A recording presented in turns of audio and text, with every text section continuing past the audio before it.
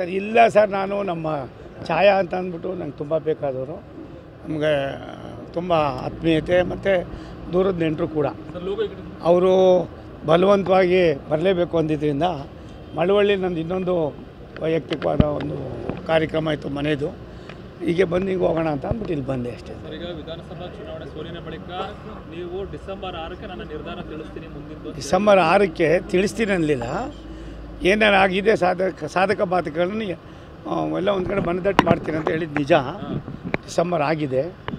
ಕೆಲವಾರು ವಿಚಾರಗಳನ್ನ ಯಾವಾಗ ಮಾತಾಡಬೇಕು ಅನ್ನೋದನ್ನು, ಇದು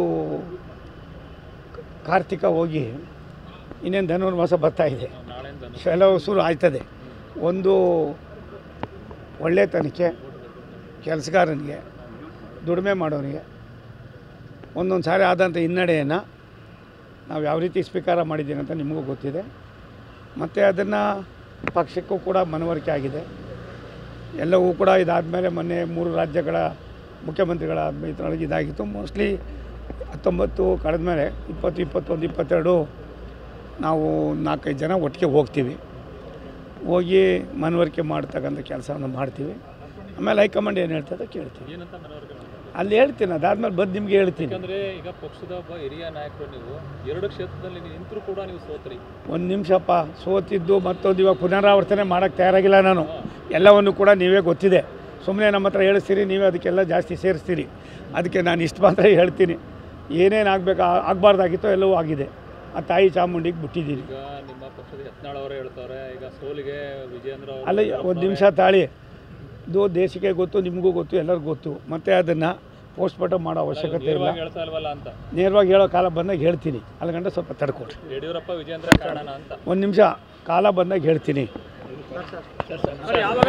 ನಾನು ಎಲ್ಲವನ್ನು ಕೂಡ, ನೀವು ಮೈಸೂರಿನ ಬೆಂಗಳೂರು ಎಷ್ಟೋ, ನನಗೆ ಮೈಸೂರು ಅಷ್ಟೇ. ನನ್ನ ಚುನಾವಣೆಯಲ್ಲಿ ನೀವು ಕೊಟ್ಟಿರ್ತಕ್ಕಂಥ ಪ್ರೋತ್ಸಾಹ, ವಾಸ್ತವಾಂಶ, ನಮ್ಮ ಸಾಮಾನ್ಯ ಜನರ ಒಡನಾಟದಲ್ಲಿ ನೀವು ಕೊಟ್ಟಿರ್ತಕ್ಕಂಥ ಒಂದು ಸಂದೇಶ ಏನಿದೆ, ನನ್ನ ಜೀವನದಲ್ಲಿ ನಾನು ಮರೆಯೋದಿಲ್ಲ. ನೀವು ಯಾವುದೇ ಪಕ್ಷ ನೋಡಿಲ್ಲ. ಒಬ್ಬ ಕೆಲಸಗಾರ ಯಾವ ರೀತಿ ನಡ್ಕೊಳ್ತಾನೆ, ಒಬ್ಬ ಸೀನಿಯರ್ ಆದವನು ಇನ್ನೊಬ್ಬ ಸೀನಿಯರ್ ಮೇಲೆ ನಿಂತಾಗ ಅವ್ನ ನಡವಳಿಕೆ ಏನು ಅನ್ನೋದನ್ನು ಕೂಡ ತಾವು ಸೂಕ್ಷ್ಮವಾಗಿ ಎಲ್ಲವನ್ನೂ ಕೂಡ ಪರಿಚಯಿಸಿದ್ದೀರಾ. ನಿಮಗೆ ನಾನು ಆಭಾರಿಯಾಗಿರ್ತೀನಿ. ಎಲ್ಲಕ್ಕೂ ಕೂಡ ಕಾಲ ಪಕ್ವಾಗಿದೆ. ಪಾರ್ಲಿಮೆಂಟು ಮತ್ತೊಂದು ಮೇ ತಿಂಗಳಲ್ಲಿ ಪಾರ್ಲಿಮೆಂಟ್ ಆಗೇ ಆಗಬೇಕು. ಪಾರ್ಲಿಮೆಂಟ್ ನಿಲ್ಸೋಕ್ಕಾಗೋದಿಲ್ಲ. ಆ ಕಾಲ ಬರ್ತೈತೆ. ದೇಶಕ್ಕೆ ನರೇಂದ್ರ ಮೋದಿ ಅವರ ಅವಶ್ಯಕತೆ ಇದೆ ಅನ್ನೋದನ್ನು ನಾನು ಈಗಾಗಲೇ ಮನವರಿಕೆ ಮಾಡಿದೆ. ನಾನು ಆ ಥರ ಯಾವುದೂ ಯೋಚನೆ ಮಾಡಿಲ್ಲ. ಪಕ್ಷ ವಿಶೇಷವಾಗಿ ವರಿಷ್ಠನ ಭೇಟಿ ಮಾಡೋ ತನಕ ನಾನೇನು ಮಾತಾಡೋದಿಲ್ಲ. ವರಿಷ್ಠ ಭೇಟಿ ಆದಮೇಲೆ ಅವರೇನು ಸೂಚನೆ ಕೊಡ್ತಾರೋ ಅದನ್ನು ನಿಮ್ಮ ಗಮನಕ್ಕೆ ತಂದು ಮತ್ತೆ ನಾನು ಯಾವ ರೀತಿ ನಡ್ಕೋಬೇಕು ಅನ್ನೋದು ತೀರ್ಮಾನ ಮಾಡ್ತೀನಿ. ಕೆಲ ಶಾಸಕರು ಬೆಳಗಾವಿ ಅಧಿವೇಶನ ಸಂದರ್ಭದಲ್ಲಿ DK ಶಿವಕುಮಾರ್ ಅವರ ಔತಣ ಕೂಟದಲ್ಲಿ ಭಾಗಿಯಾಗಿದ್ದಾರೆ. ನೋಡಿ, ಅದನ್ನು ಪಕ್ಷ ಗಮನಿಸ್ತದೆ, ನೋಡ್ತಾರೆ. ಒಂದು ಸೋಮಶೇಖರ್ ಅವರು ಮೊದಲಿಂದ ಕಾಂಗ್ರೆಸ್ನಲ್ಲಿದ್ದವರು, ಕರೆದಿದ್ದಾರೆ, ಹೋಗಿದ್ದಾರೆ. ಹೆಬ್ಬಾರು ಕೂಡ ಕರೆದಿದ್ದಾರೆ, ಹೋಗಿದ್ದಾರೆ. ಉದ್ದೇಶ ನನಗೇನು ಗೊತ್ತಿಲ್ಲ.